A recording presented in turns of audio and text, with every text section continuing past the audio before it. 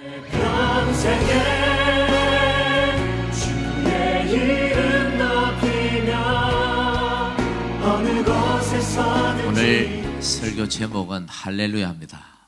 오늘 찬양하고 딱 맞는 찬양이죠.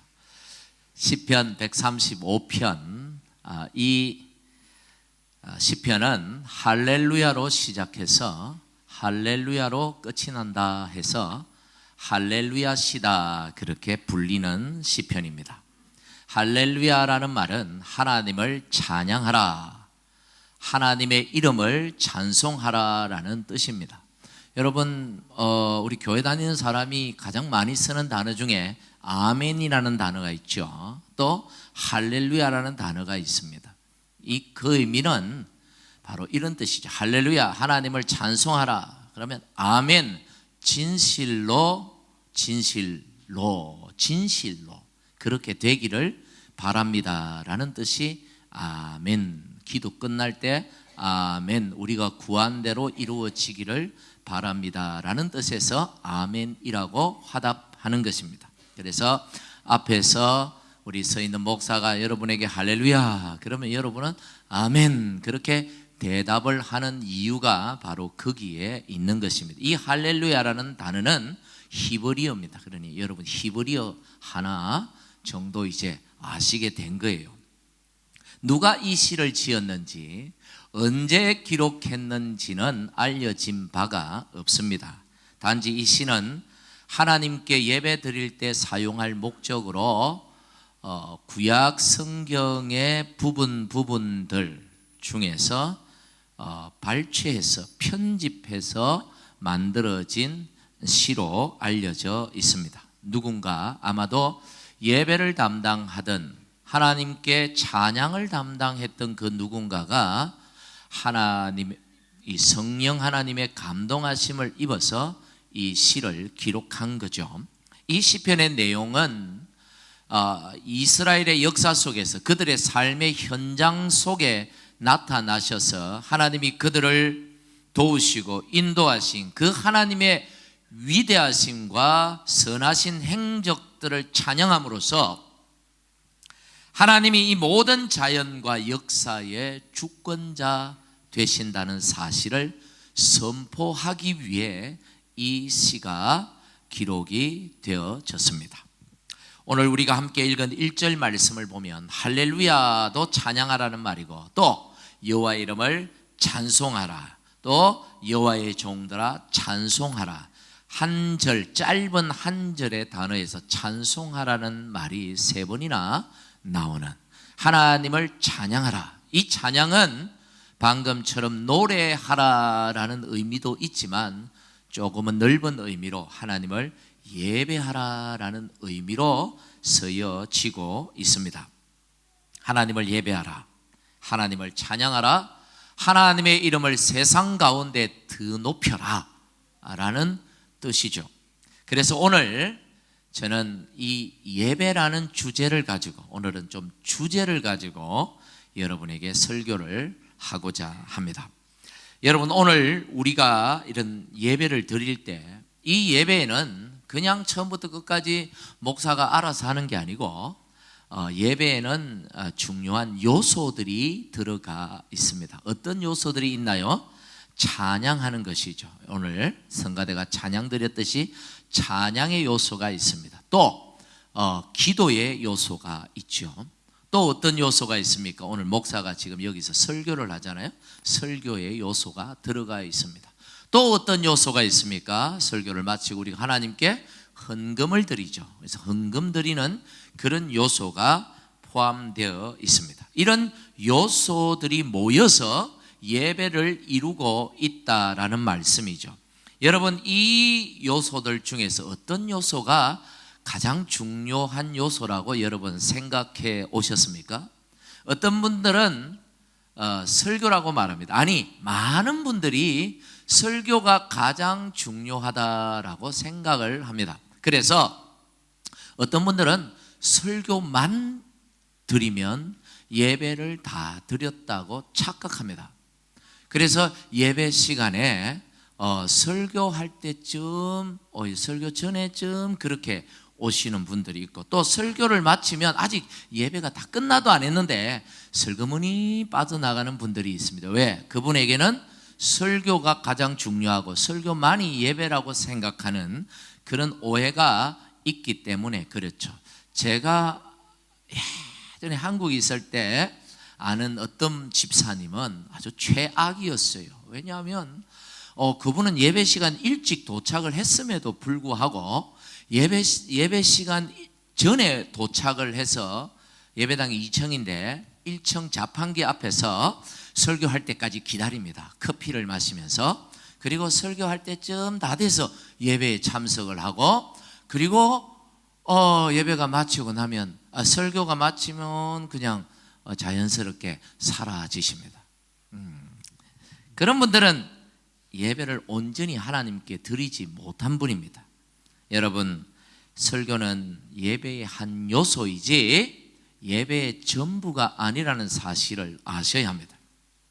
예배는 드림과 받음의 이런 순서로 구성이 되어 있습니다. 우리는 예배를 통하여 하나님께 무엇을 드립니까? 뭘 드리죠? 찬양을 드립니다.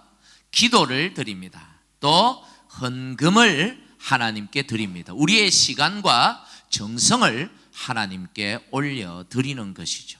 동시에 우리는 예배를 통하여 무엇을 받습니까? 하나님의 말씀을 받습니다. 은혜를 받습니다. 위로를 받습니다. 응답을 받습니다. 축복을 받게 되는 것입니다. 그래서 어떤 의미에서 생각하면 설교는 우리가 받는 거잖아요. 받는 거잖아요. 받는 것보다는 드리는 것이 더 중요하지 않겠습니까? 하나님께. 그래서 설교보다 오히려 찬양과 헌금이 하나 예배 요소에 있어서 더 중요한 요소일 수 있다라는 걸 아셔야 돼요.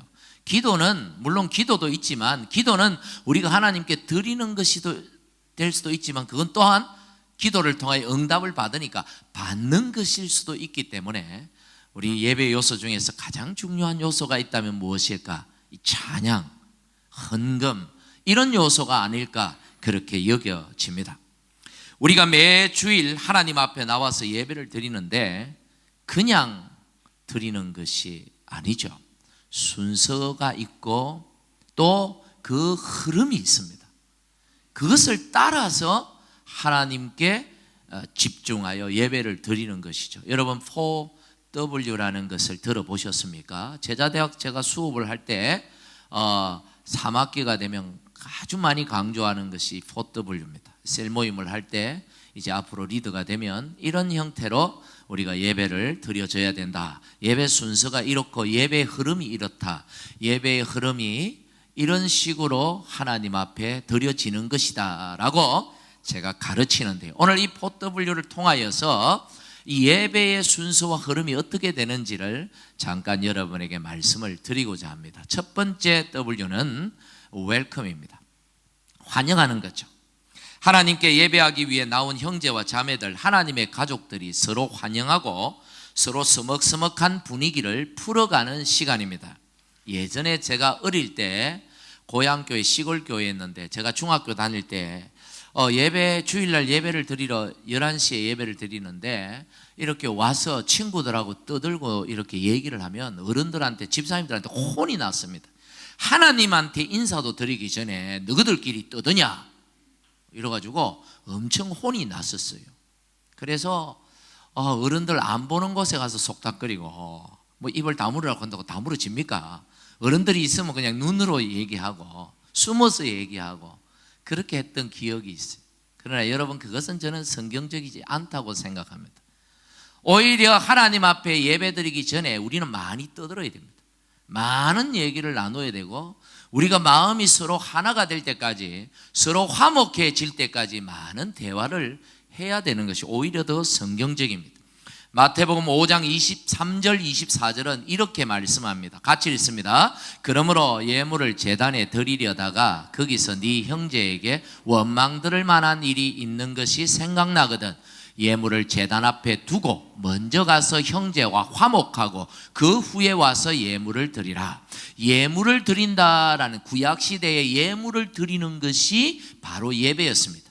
예물을 하나님께 올려드리는 것, 그것이 예배의 구약시대는 전부였죠.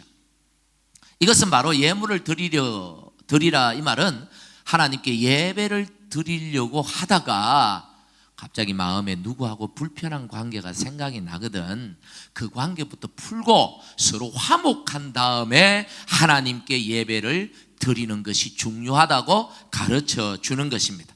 마태복음 18장 35절은 또 이렇게 말씀합니다. 같이 읽겠습니다. 너희가 각각 마음으로부터 형제를 용서하지 아니하면 나의 하늘 아버지께서도 너희에게 이와 같이 하시리라. 용서하지 않는 마음으로 하나님 앞에 예배하는 것은 하나님이 받지 않을 가능성이 많다는 것입니다. 예배자는 화목하는 마음, 화평하는 마음, 서로 이해하고 서로 하나 되는 마음으로 하나님 앞에 나와서 예배할 때 하나님은 그 예배자의 예배를 받으신다라는 말씀입니다. 예배 드리러 나오실 때 서로 화해하고 서로 마음을 열고 인사하고 서로 화기애애한 그런 분위기 안에 하나님께 예배하는 여러분들 되시기를 주님의 이름으로 간절히 축복합니다.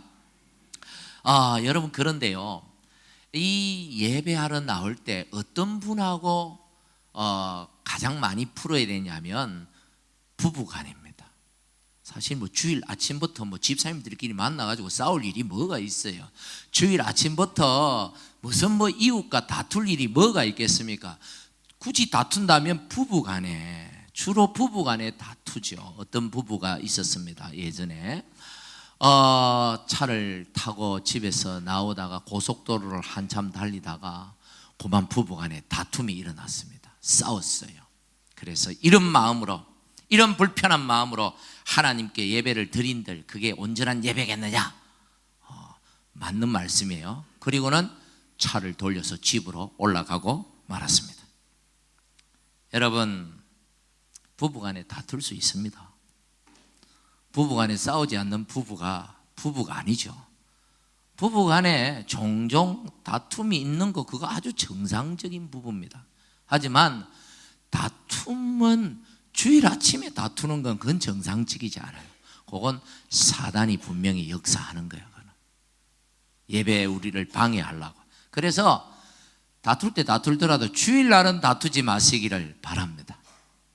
그리고요, 주일날 다투는 일이 있다 하더라도 그렇잖아요. 빨리 가야 되는데, 맡은 순서가 있는데 차에서 기다리는데 뜸들이는 분이 항상 있어요. 그게 남자일 수도 있고 여자일 수도 있고, 화장을 한다고 늦거나 뜸들이다가 늦거나 이러면 짜증이 나죠. 빨리 가야 되는데. 그래서 또 와이프 입장에서는 애들 챙기고 하기 얼마나 바쁜데 좀 도와주지도 않으면서 빨리 가자고 그냥 말해요. 속이 막 천불이 올라오죠. 그러니까 꾹 참고 있다가 그만 차를 몰고 가다가 이왕 갈 거 좀 빨리나 달리지, 천천히 가니까 화가 나서 좀 빨리 가자 한마디 했다가 네가 몰아라 이러면서 그냥 바다닥 다퉈가지고 마음이 확 무너지는 거예요. 예, 그럴 수 있습니다. 사람인데요. 우리가 어디 천사도 아니고 하나님도 아니고 사람이니까. 그러나 여러분, 그렇다고 하더라도 집으로 돌아가는 것은 잘못된 선택입니다. 오히려 하나님 앞에 예배하러 나오기 전에 우리의 마음이 불편하고 부부간에 다툼이 일어났기 때문에 우리가 하나님 앞에 예배 드려야 되니까 여기서 멈추자, 화해하자, 억지로라도 손을 내밀고 미안하다 한마디 하고, 그래서 그 자리에서 화해하고 주님 앞에 나와서 예배하는 것이 바른 선택인 줄 믿습니다. 싸우더라도 꼭 화해하고 예배에 꼭 참석하시기를 부탁드립니다. 할렐루야. 여러분, 두 번째 W는 워십입니다. 하나님을 찬양하는 것이죠. 이제 나누어진 우리의 마음이 하나 되어서 하나님을 찬양하는 거예요. 하나님께서 우리에게 행하신 선한 일들을 생각하며 감사하는 마음으로, 기뻐하는 마음으로, 때로는 회개하는 마음으로 온 힘을 다해 하나님 앞에 우리의 마음을 드리는 것입니다. 이 시간이 여러분, 찬양할 때는 온 힘을 다해야 합니다. 찬양할 때 입 다물고 있는 분들이 가끔 있어요. 때때로 하이스쿨 우리 친구들하고 예배를 드릴 때 제 뒤에 이렇게 앉아있는 아이들이 신경이 되게 써요. 왜냐하면 찬양을 하는데 박수를 안 치더라고. 그냥 손을 딱, 그냥 입만 뻥긋뻥긋뻥긋. 아니, 입만 뻥긋거려도 감사한데 참 마음이 아파. 하나님을 찬양하는데 왜 그들은 찬양하지 않을까? 왜 힘을 다하지 않을까? 찬양하는 시간에 왜 입을 다물고 있을까? 예, 몰라서 그럴 수 있습니다. 곡조가 낯설어서 좀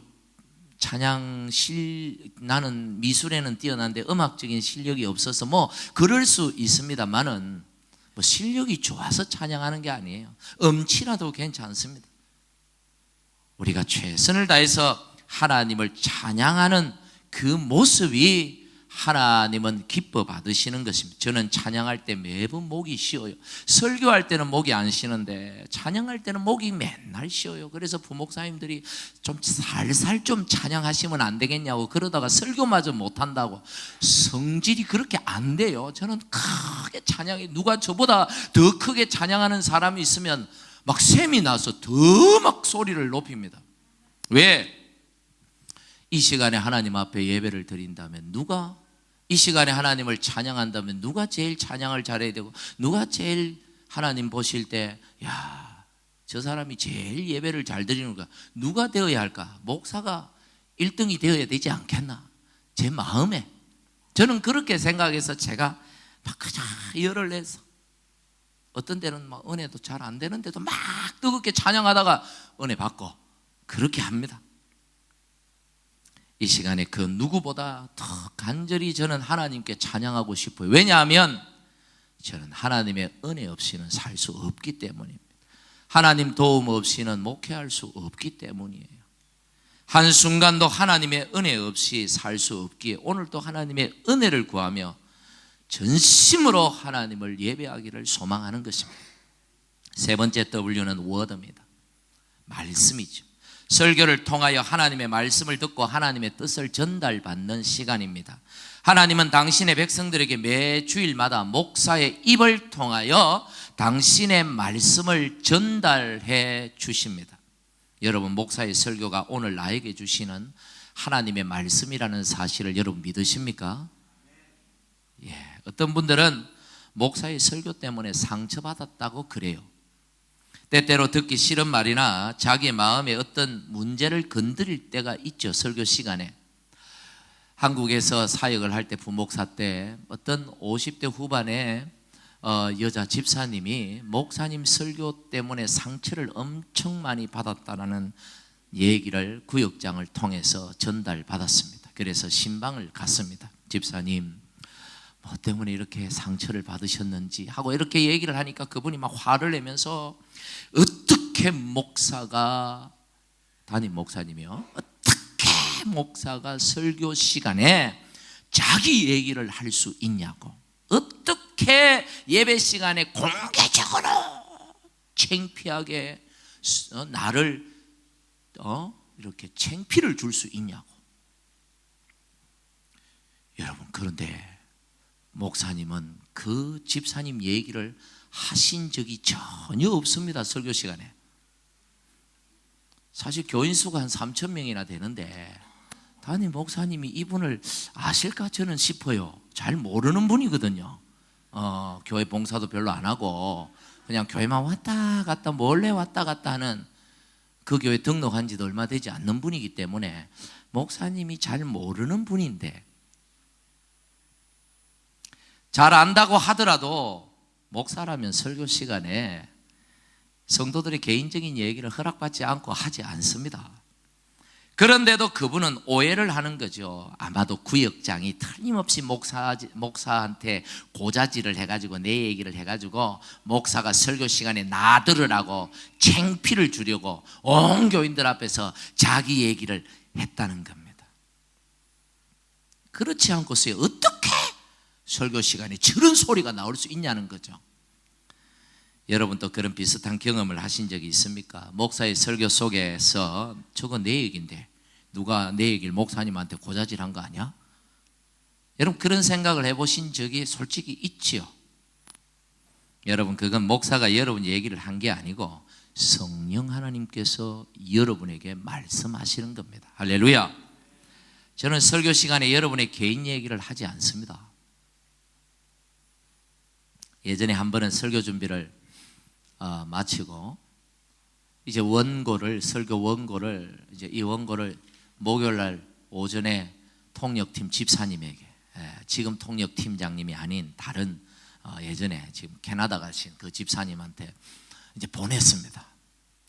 그리고 이제 설교 준비를 더 이제 토요일 저녁에 다시 한번 딱 하는데 원고를 읽는데 갑자기 어떤 집사님이 생각이 나는 거예요.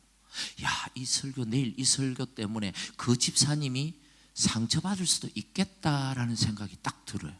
그래서 야, 이거 어떡하지? 원고는 벌써 줬는데 지금 설교 준비를 다시 한다는 것도 무리고, 그래도 그 한 사람 상처받을까 싶어서 설교 준비를 다시 했습니다. 그래서 이메일로 원고를 다시 통역팀장 집사님한테 보내면서 집사님, 원고를 좀 바꾸겠습니다. 미안합니다. 좀 바꾸겠습니다.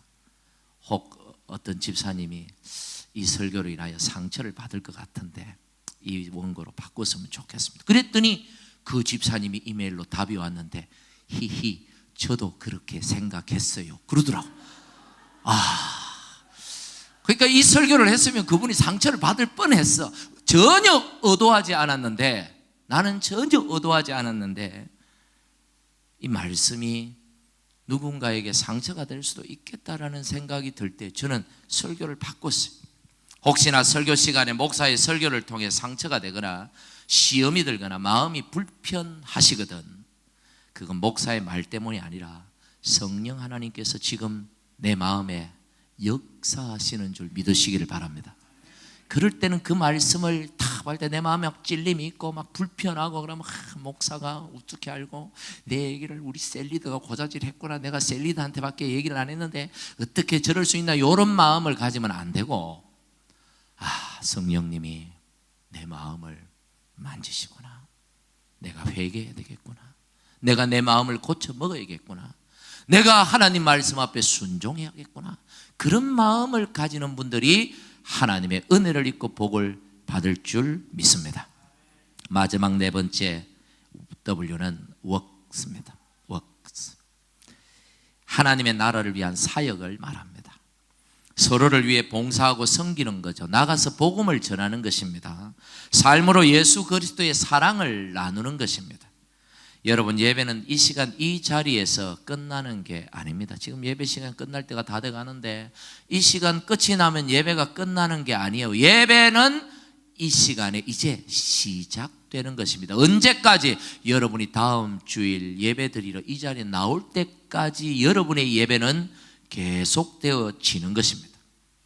로마서 12장 1절에 우리 같이 한번 읽겠습니다. 그러므로 형제들아, 내가 하나님의 모든 자비하심으로 너희를 권하노니 너희 몸을 하나님이 기뻐하시는 거룩한 산 제물로 드리라. 이는 너희가 드릴 영적 예배니라. 하나님이 기뻐하시는 산 제물, 바로 우리의 삶을 의미합니다.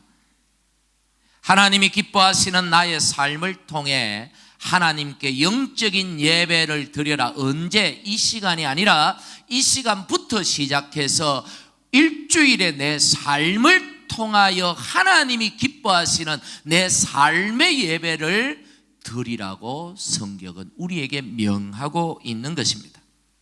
어떻게 우리가 영적 예배를 드립니까? 12장 2절에 같이 읽습니다. 시작. 너희는 이 세대를 본받지 말고 오직 마음을 새롭게 함으로 변화를 받아 하나님의 선하시고 기뻐하시고 온전하신 뜻이 무엇인지 분별하도록 하라. 우리가 드릴 영적 예배는 이 세대, 이 세상 사람들, 하나님이 좋아하지 않는 세상 방식을 본받지 않는 것입니다. 여러분, 우리는 하나님의 자녀입니다. 우리의 정체성은 이 땅에 속한 자가 아니라 하늘에 속한 성도입니다. 우리는 그리스도와 연합한 그리스도인입니다. 그렇기 때문에 세상 사람들과는 다르게 살아야 할 사명이 있습니다. 어떻게 다르게요?